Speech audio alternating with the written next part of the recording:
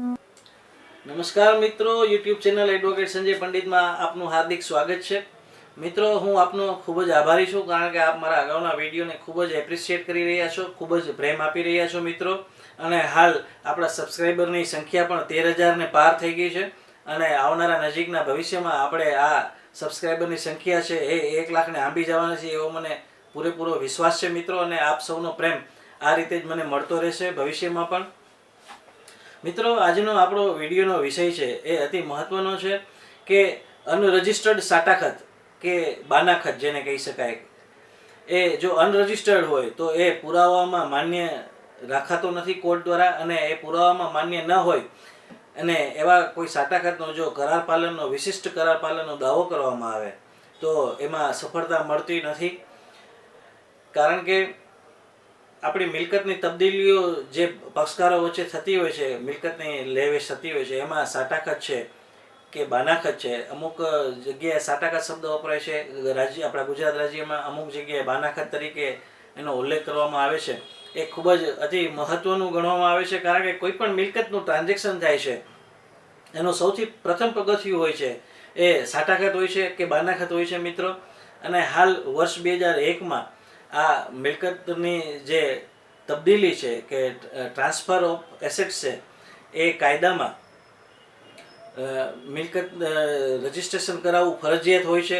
અને registration act છે એમાં 2001માં જે ફેરફારો કરવામાં આવ્યા છે, કે જે એમેન્ડમેન્ટ કરવામાં આવ્યા છે, આ એમેન્ડમેન્ટને આધારે કોઈ પણ મિલકતનું સાટાખત કે બાનાખત કરવામાં આવશે અને એ જો વર્ષ 2001 કે એના ત્યારબાદ કરવામાં આવ્યું હોય તો આવો સાટાખત છે એ રજિસ્ટર્ડ હોય તો જ એ પુરાવામાં માન્ય ગણાશે. અને તો જ નામદાર કોર્ટ છે એ એમાં કોઈ પણ જાતનો હુકમ કરી શકશે કે વિશિષ્ટ કરાર પાલનનો હુકમ કે અન્ય કોઈ હુકમો કરી શકશે.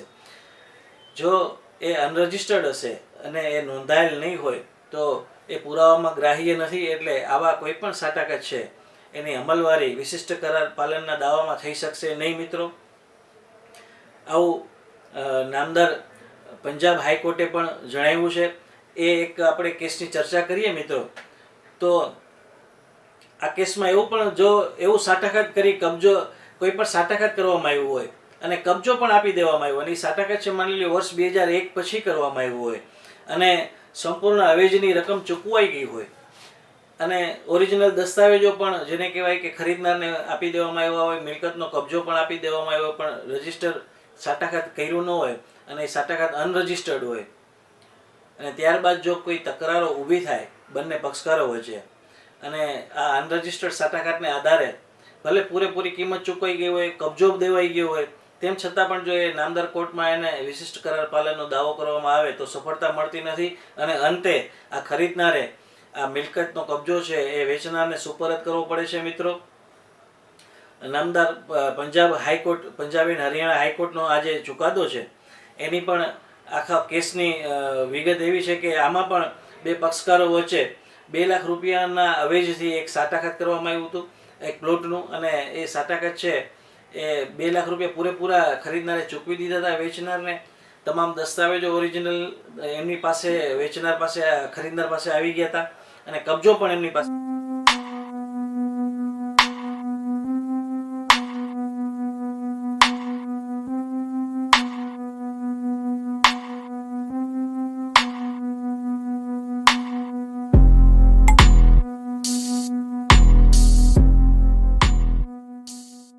આવી ગયો. પરંતુ કોઈ કારણોસર બંને પાર્ટી વચ્ચે છે એ તકરારો ઊભી થઈ, જેને કારણે જે ખરીદનાર છે એને વિશિષ્ટ કરાર પાલનનો દાવો કર્યો આ અનરજિસ્ટર્ડ સાટાખતને આધારે અને એને તમામ હવે ચૂકવી દીધો છે. એવા પુરાવા પણ એની પાસે હતા, કબજો એની પાસે છે એવા પુરાવા પણ એની પાસે હતા, જેથી ટ્રાયલ કોર્ટે આ સાટાખતને આધારે એને વેચાણ દસ્તાવેજ કરી દેવો એવો હુકમ કર્યો. અને આ હુકમને છે એ ડિસ્ટ્રિક્ટ કોર્ટમાં પડકારવામાં આવ્યો મિત્રો.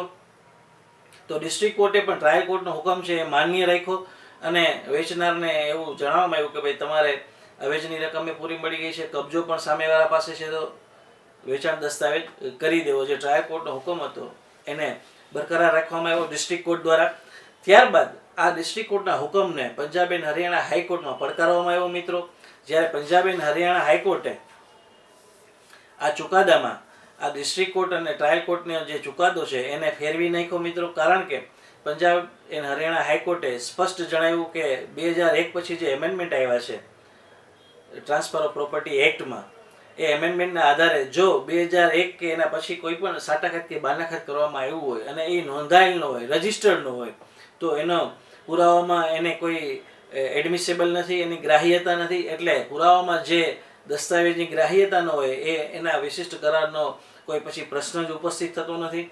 એટલે આ તમામ બંને ચુકાદાઓ છે એ આ પંજાબ એન્ડ હરિયાણા હાઈકોર્ટે ફેરવી નાખ્યા અને જે વેચનાર હતા એને કબજો પરત સોંપી દેવાનો હુકમ કર્યો અને જે કંઈ બી છે આખો અનરજિસ્ટર્ડ સાટાઘાત હતું એને કોર્ટે માન્ય ગણ્યું નહીં. મિત્રો, આ જે ચુકાદાની પીડીએફ છે એ મેં ડિસ્ક્રિપ્શનમાં મૂકેલી છે, જેથી કરીને કોઈ પણ વ્યક્તિ આ ચુકાદાનો અભ્યાસ કરવો હોય તો કરી શકે, એની પ્રિન્ટઆઉટ મેળવી શકે. મિત્રો, હું આશા રાખું છું કે આ વિડીયો આપને પસંદ આવ્યો હશે, આપના કાનૂની જ્ઞાનમાં વધારો કરશે અને હવે આપણી પાસે પણ એવી કોઈ વિગત કે એવી કોઈ મેટર આવે તો આપના પણ ધ્યાનમાં રહે કે 2001 પછી જો સાટાઘાત કરવામાં આવ્યું હોય અને એ રજિસ્ટર્ડ નહીં હોય તો એની કોઈ વેલ્યુ નથી. એના કોઈ પણ દાદ એ સાટાઘાતના આધારે કોર્ટમાંથી મળી શકશે નહીં મિત્રો. કારણ કે 2001 પછી જે એમેન્ડમેન્ટ કરવામાં આવ્યા છે એમાં કોઈ પણ સાટાઘાત કે બાનાઘાત છે રજિસ્ટર હોવું ફરજિયાત છે કાયદાની રૂએ. તો મિત્રો, જો આપને અમારો વિડીયો પસંદ આવ્યો હોય તો આપના ગ્રુપમાં જરૂર શેર કરજો, જેથી કરીને વધુને વધુ લોકો આ વિગતથી માહિતગાર થાય અને કોઈ પણ વ્યક્તિઓ કે પાર્ટીઓ પક્ષકારો છે એ જો મિલકતોના સાટાઘાત કે બાનાઘાત કરે તો એ રજિસ્ટર કરાવે, એના ધ્યાનમાં રહીએ. કારણ કે જો અનરજિસ્ટર્ડ સાટાઘાત કરાવશે અને પછી જો પાછળથી કોઈ તકરારો ઊભી થશે તો એની કોઈ પણ દાદ છે એ કોર્ટમાંથી મળી શકશે નહીં. મિત્રો, આપ જો મારો આ વિડીયો પ્રથમ વખત જોતા હો તો મારી યુટ્યુબ ચેનલ એડવોકેટ સંજય પંડિતને સબસ્ક્રાઈબ કરવાનું અને લાઇક કરવાનું ભૂલશો નહીં. ફરી પાછો નજીકના ભવિષ્યમાં નવા કોઈ લીગલ ઇસ્યુ કે નવા કોઈ વિડીયો સાથે આપની સમક્ષ રજૂ થઈશ. ત્યાં સુધી મને રજા આપશો. પોતાનું ખૂબ જ ધ્યાન રાખજો. Take care. જય હિન્દ.